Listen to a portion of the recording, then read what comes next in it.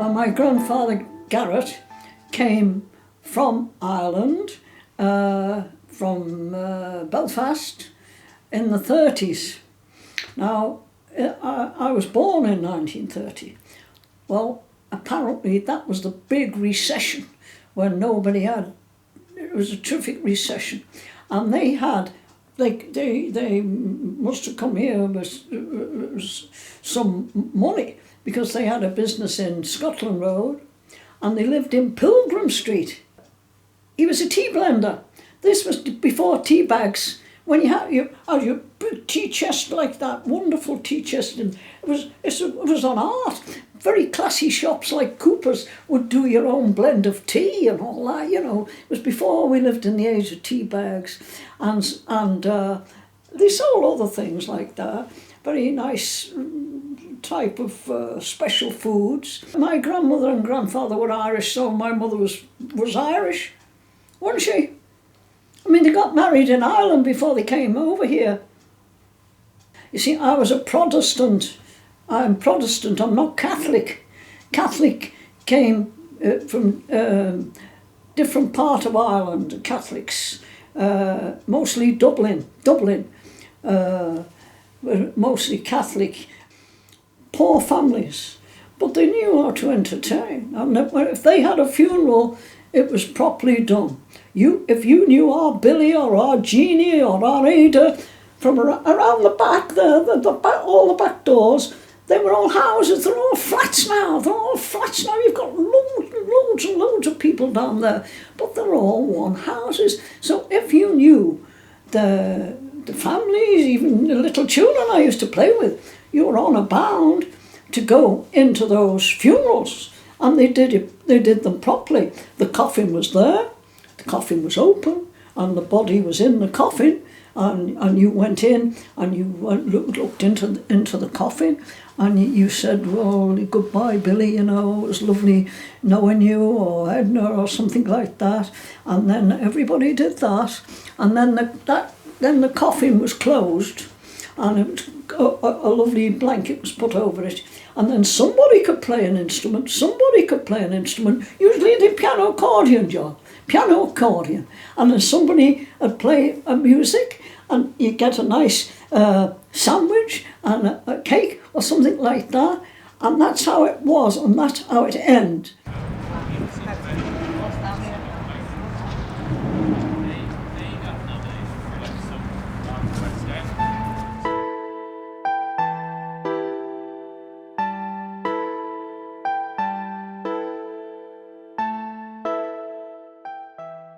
My dual heritage is Barbadian and Irish. My mother's family is from Hove in Dublin. My father's family were from Barbados, the Caribbean. I identify as a black woman, so I say I'm a British-born black woman, but I have a respect for my Irish heritage and involvement in terms of through my mother and her experiences of living and being educated, and then sadly coming away from, and never getting that opportunity to go back. But the fondness from, you know, as far as back as I can remember to the day she died, which was earlier this year, her fondness for Ireland was never ending. I can relate to issues of discrimination, racism and exclusion, and I think because of that I have empathy for other groups that face it. So one of my other kind of commitments is to be respectful of the likes of the travellers and the gypsies, you know, because they're a cultural group. They're a group who believe in a heritage and have faced discrimination for that for centuries and still have retained their identity. But there are also the similarities and differences, because within the African community there's also the nomadic tribes who are very similar, you know, in terms of culture, identity and life experiences, but how they want to live. We should not be able to dictate how people live, you know, or where they choose to live or how they choose to live. we should just respect them as humans who are living. My parents met when my father came to Liverpool as a merchant seaman. My mother had travelled over from Ireland, had originally gone to London and then found her way into Liverpool, as I'm sure most Irish at the time came to the second Dublin of England, and they met, and I was born in 1962. The family didn't know that she had married or she had a baby to a black man, and I've got photographs and photographs of me and letters of hers from her family at Danes Hollow, who after about, I think it was 4 or 5 letters, finally realised that I was, well, in their terms, coloured. Oh, you've got a beautiful coloured baby, is what they said. But it didn't stop the communication between, you know, my mum and her family over in Hove. But for us it was really important because what she instilled in us, because as a woman from Ireland facing discrimination because of her choice, she very quickly instilled in us a sense of pride, because she was a proud woman. So no matter what anyone said to her, she'd hold her head up high. That was a mixture of, you know, good old Irish upbringing and her personality, you know, her commitment to being a lady. But it was really sad for us to hear, but glad, I'm so glad for her instilling in me the understanding of the heritage of both the Irish experience around discrimination at the time as well as the black experience. So it's obvious that I was going to become who I am today, that I was going to advocate against racism and discrimination in any form to any people. You know, I don't just fight for the black cause, I fight for all discriminatory causes. And I like to believe that I have a good knowledge of history of both communities that have faced the traumatic historical context of their journey as citizens in countries. I know the history of my family mostly through the storytelling, the oral storytelling, as is the case very much within both the African, Caribbean and the Irish community, in that, you know, our history is not written or hasn't always been correctly written, so the oral history tradition has been retained and moved on. I think what we're getting now is an opportunity to delve into our historical context of who we are, where we're from, and what contributions we made, whether that was to our city or to our community or to our culture.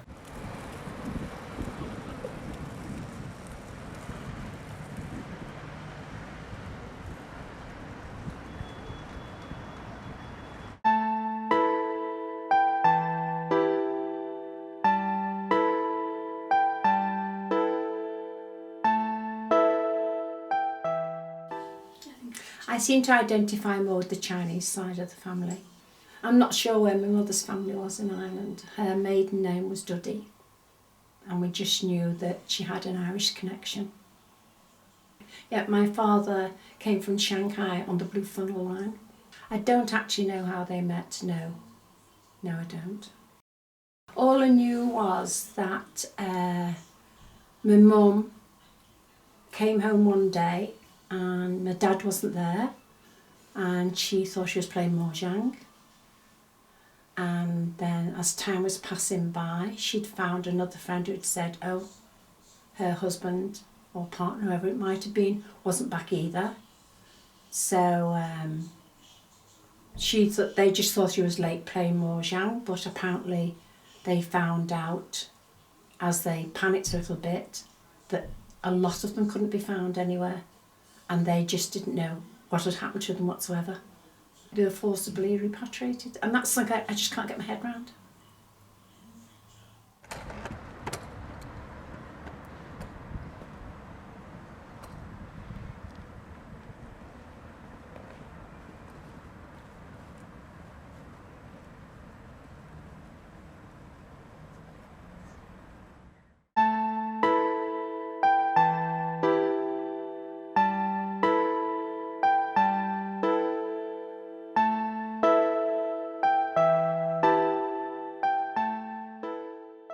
My heritage is mother white of Irish descent, even though we've heard stories of County Mayo, but when I've tried to trace it back, I've only got the Bernards in Dublin.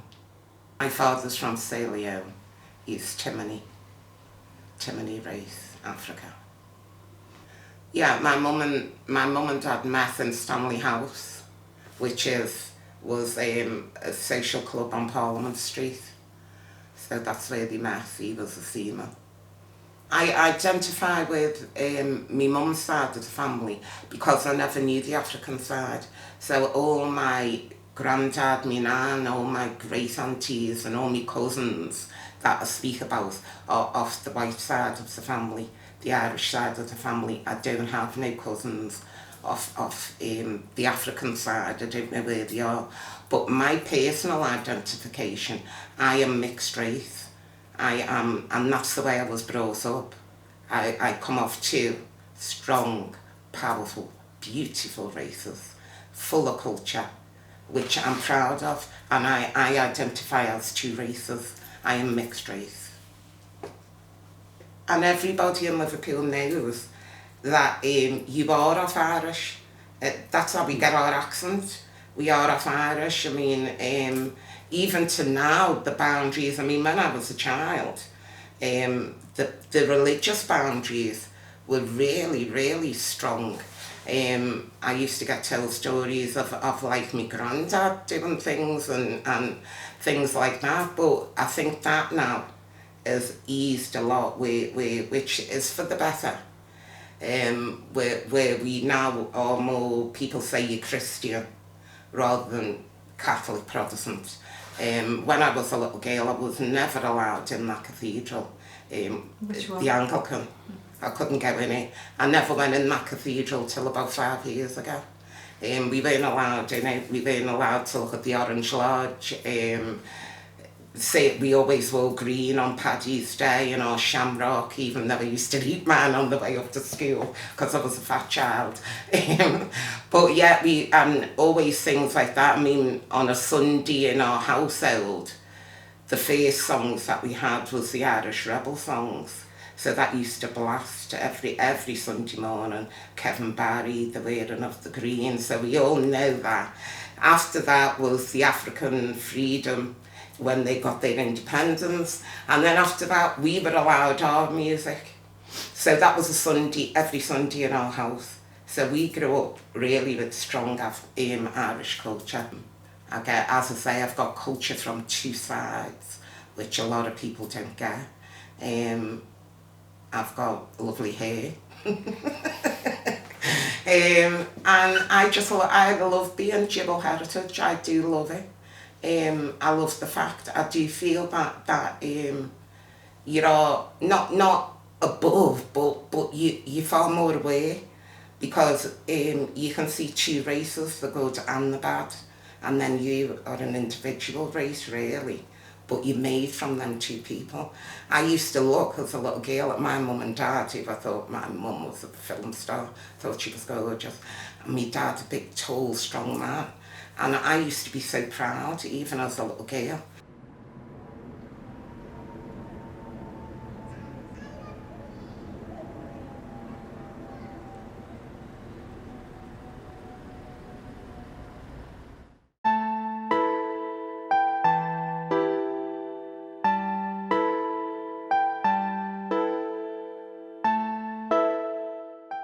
I'm the daughter of Teresa Hill, and we're from Dublin. We believe we're from Dublin. I'm mixed race. I'm of West African, black West African and white Irish descent. I know quite a lot about the heritage of my family. It was just given as we were growing up. We were just told, verbally told. Sometimes we'd be sat down and told stories. It was just general. It was second nature. It wasn't something that I've had to find out. I can dig deeper if I wish to, and I like to, because I love history anyway. And I've always found strength in my history, and I think knowledge of self is very important. I've studied identity theory, so I understand how crucial it is to your confidence and your development. But it was just normal in my family. It was normal to talk about any and everything, politics, culture, race, every subject was normal.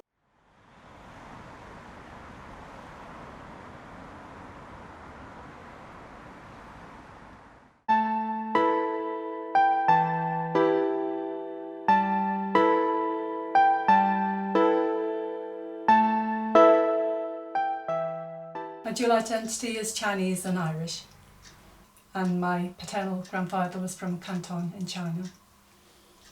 They met in, I think they were over on the Wirral. My grandfather had a Chinese laundry over there. He'd won a lot of money gambling and then lost it again, but that's where they met each other. I don't know very little about my grandfather from China, as he died before I was born. All I know that he was born in 1897 and he died in 1955 before I was born, and so I never got to meet him. My maternal grandfather, he was away at sea, was a seaman, and I spent very little time with him until he retired. But he remember him bringing me a transistor radio in from America when I was about 5 or 6, and I was really made it with it. I think the positive thing that it's given me a lot more empathy. As a child, I suffered quite a lot with racial abuse, even though I'm just a quarter Chinese. You know, we really did suffer, you know, with as children. And I think it's made me think more about people and empathise with, you know, people of different nationalities and races. So I think that's the main thing that's come out of it. As I grew up as a child, as a very small child, I lived in Chinatown, and then we moved to the Dingle, and we didn't have much racism there, but when we moved to Old Swan, it just started from there. It was just the children, you know, and there was very few mixed race or full nationality people there, so it was us that got picked on. My Irish grandfather really stood up for everybody. He, you know, no matter what nationality, even before my mum and dad met each other, he would spend a lot of time in Australia, and I think he caused mutiny on his ship because of he didn't like the way the Aborigines were being treated. So I think they all down tools, and he ended up in prison because of it.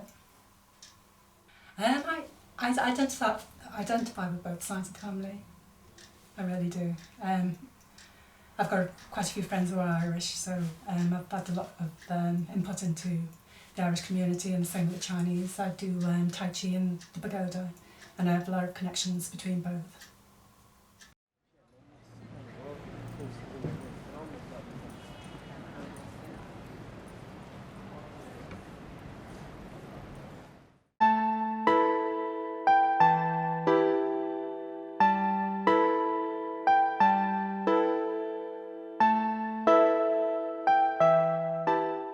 My dual identity is that both of my parents have come from the Southern Ireland. My dad is from County Meath, and my mum's family were from Lá. So I'm very much kind of the eastern side of Ireland. So whenever we went back home in the holidays, that's where we'd go to family. So my identity is kind of there, but I was born in Rockferry on the Wirral, so I'm an Irish Wirralian. So my mum's stories were all very much about Ireland and very much about their family went back home. You know, my mum's dad used to go back to see his family. So her experience was very much about returning to Ireland on a regular basis. My mum spoke Gaelic and was training for the Fórne when the war started, so that stopped all of that. But she had the first level Fórnes, which meant that she could speak Gaelic.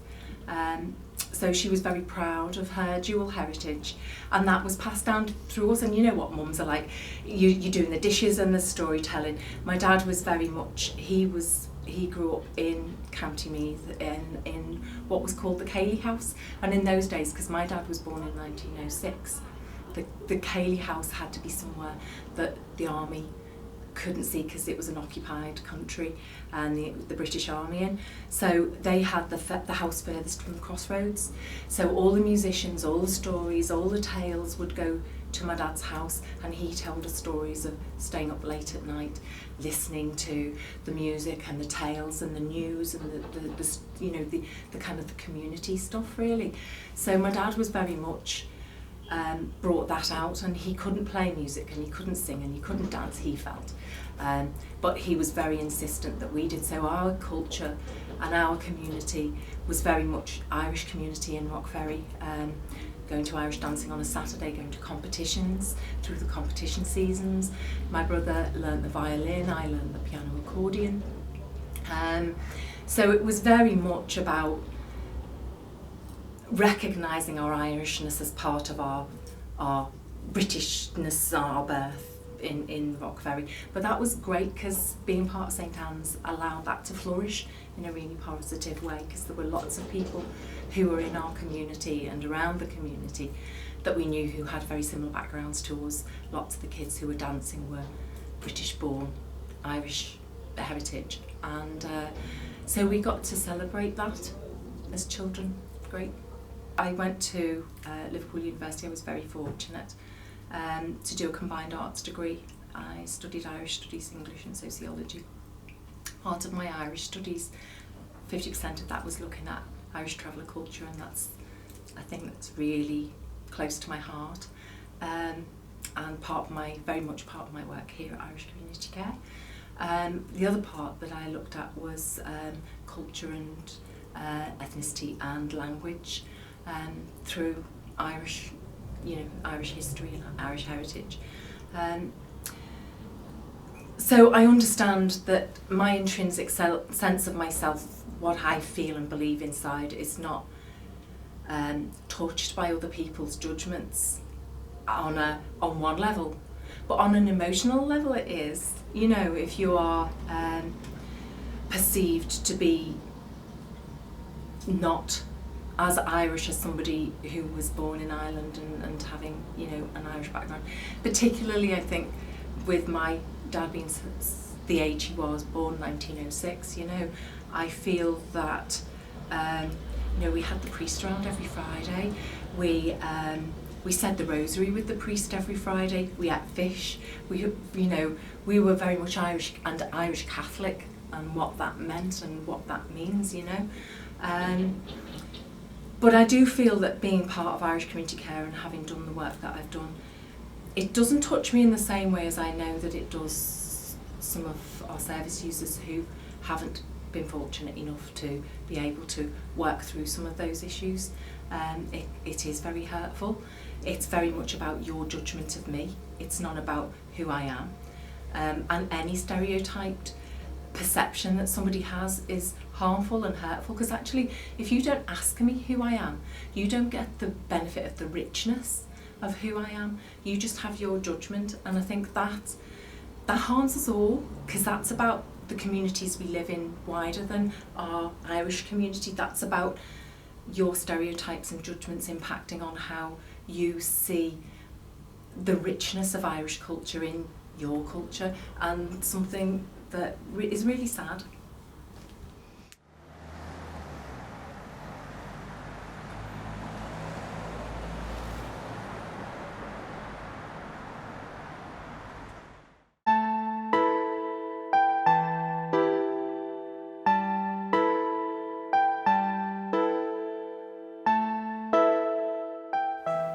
Our heritage is Asian and Irish. We are 3/4 Chinese and 1/4 Irish. My grandmother came from Glanamady, from Galway in Ireland. Our grandfather was from a small village outside Canton. Well, we think that they were introduced by one of her sisters, grandmother's sisters, who was friendly with Chinese. Other than that, we're not sure.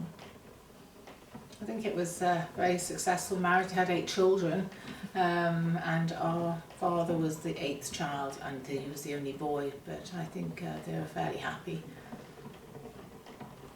I normally, if anybody asks me, I will say I'm Chinese because that's the greater part of me is Chinese, but then I will also add in, actually, I'm also a quarter Irish, because people are always very interested once I mention that I have Irish roots. I've not lived really in Liverpool since '78 when I moved away, so I'm not really involved in the Irish community anymore here. I feel I have a dual personality. The Irish side of me probably is the sense of humour, which I used to share a lot with my Uncle Tony. And I used to remember Grandma singing Irish songs late at night, and her cooking bones and cabbage and potatoes, which were absolutely delicious. I mean, I love Irish music myself. I have visited Dublin on several occasions, and I always feel that my sense of humour definitely has carried me through. Having said that, the other side of me, my Oriental side, apart from loving food, is the fact that I have always had a very strong work ethic, and have worked from a very early age, starting at my grandfather's restaurant, where I remained on Saturday nights only for about 8 years before I went to live abroad. So I've not really been in the Liverpool community since 1969. Really haven't had anything to do with the Irish community in Liverpool. I've been brought up obviously in Liverpool all my life. Again, probably identified more as being Chinese, being 3/4 Chinese and only quarter Irish. But definitely, obviously the sense of humour is from the Irish side. And I guess Roma said about the work ethic, definitely is being instilled in us from a young age through the Chinese side of the family. I'd also like to say that the one thing I have had from the Irish side of the family is my faith, being a Roman Catholic, and my father promised his mother, my grandmother, who was full Irish from Gallimadi, that he would always still go to church when he went to live in China. And he actually has dedicated a chapel within the Metropolitan Cathedral in Liverpool to his parents, Elizabeth Fong and Kwok Fong, his father. And this is a sculpture of the actual statue that's in the Children's Chapel, dedicated for the unborn children in the city. I think the positives I have had. I think it's nice that it's different to have a mixture of both cultures, not only within our psyche, but also appearance-wise. It's nice to have a bit of a difference, neither one nor the other. I definitely I'm glad that I've had the mixed heritage that I've had, definitely. Well, from my point of view, I feel as though being of mixed race, you accept others more readily wherever you go in the world. Mm-hmm.